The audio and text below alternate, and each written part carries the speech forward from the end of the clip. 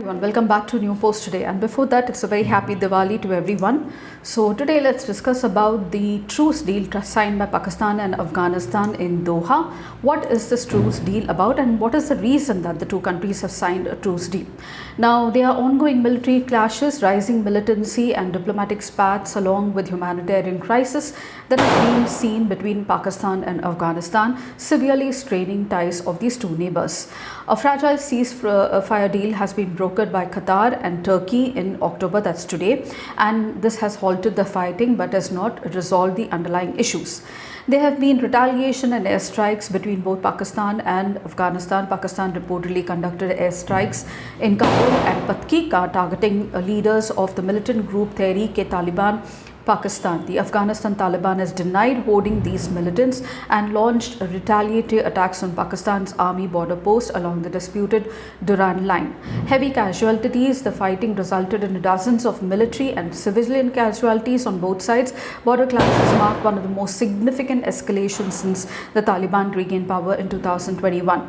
After mediation efforts by Qatar and Turkey, both sides agreed to an immediate ceasefire, that's today, and as a part of the agreement, Taliban has pledged to stop supporting groups that are carrying out attacks on Pakistan. There remains a central point of contention between the cross-border militancy. Pakistan accuses Afghanistan Taliban of sanctioning and supporting the Tehreek-e-Taliban Pakistan, who have been responsible in surge in terrorist attacks in Pakistan. Taliban has, however, denied these claims. The Durand line dispute is another issue. Afghanistan's government, including Taliban, does not recognize the Durand line as an official border, viewing it as an illegitimate relic of the colonial era. The territorial dispute frequently results in cross-border skirmishes and also protests over Pakistan attempts to fortify the border. There has been a refugee crisis and mass deportations by Pakistan. Pakistan launched its illegal foreigners repatriation plan in 2023, and by late 2025, deported almost over 1 million Afghans back to Taliban-controlled Afghanistan. In October 2025, Pakistan's defense minister accused the Afghan refugees of sheltering terrorists, ordered closure of Afghan refugee camps, and also drew international condemnation. The geopolitical climate has shifted. Afghanistan's acting foreign minister Muttaqi visited India in just the day before.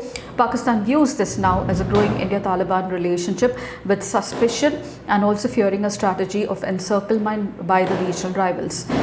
In addition to Qatar, Turkey, countries like China and Saudi Arabia have called for restraint and offered to help to mediate with the conflict, highlighting concerns over regional stability and economic interests as well. United Nations and humanitarian organizations like Amnesty have expressed alarm over Pakistan's deportation campaign, warning of dire consequences for returning Afghanistans who face poverty and persecution as well.